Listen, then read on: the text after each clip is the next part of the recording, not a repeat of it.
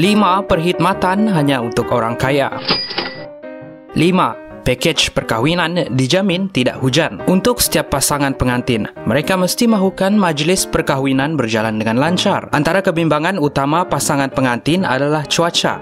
Untuk memastikan majlis istimewa mereka itu berlangsung semasa cuaca cerah, sebuah syarikat pelancongan mewah, Oliver Travels, menawarkan perkhidmatan perancangan perkahwinan yang menjamin hari perkahwinan anda tidak akan hujan. Mereka menggelar pakej perkahwinan ini sebagai pakej hari perkahwinan sempurna. Syarikat ini akan menyediakan pakar meteorologi dan akan menyewa sebuah kapal untuk terbang ke atas awan. Kumpulan pakar ini akan menanam benih iodide yang akan menyebabkan air di dalam awan disejatkan oleh angin. Maka sempurnalah hari perkahwinan sesebuah pengantin tanpa sebarang hujan. Kos perkhidmatan ini berjumlah $100,000 ataupun RM400,000 Malaysia. 4. $50,000 untuk mengecat kuku. Percaya atau tidak, sesetengah orang kaya sanggup untuk membelanjakan duit yang banyak untuk tujuan kecantikan. Ada yang sanggup berbelanja ribuan ringgit untuk membuat rambut, membeli perhiasan lain seperti beg tangan dan cincin. Sebuah syarikat kecantikan ini, Cherish Me, menjanjikan yang jari anda akan bersinar-sinar dengan belian selepas melanggan perkhidmatan daripada mereka. Jari pelanggan akan dihiasi dengan berlian 10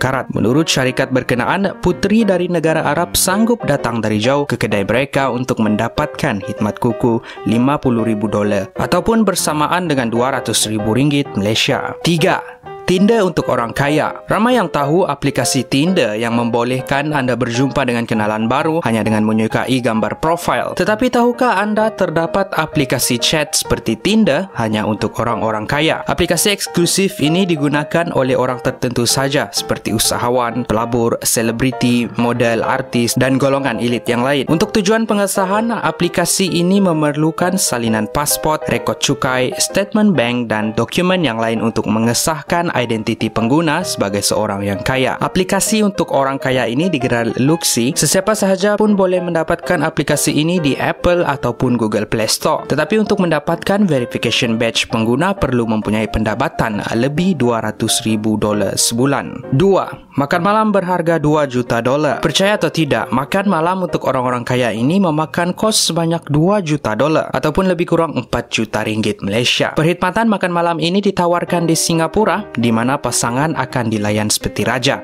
Mereka akan dijemput dengan kereta mewah Rolls-Royce sebelum dibawa menaiki helikopter untuk terbang selama 45 minit mengelilingi Singapura. Mereka kemudiannya dibawa ke Marina Bay Sands Hotel. 1,000 kuntum bunga ros akan disediakan di sekeliling mereka. Tidak lupa juga persembahan muzik. 18 jenis makanan akan dihidangkan. Pakej makan malam $2 juta ini berlangsung selama 8 jam. 1. Perkhidmatan mengemas bagasi. Siapa yang sangka terdapat perkhidmatan untuk mengemas bagasi? Barbara Rich bersama pakar yang lain menawarkan perkhidmatan mengemas untuk $250 hanya untuk 1 jam.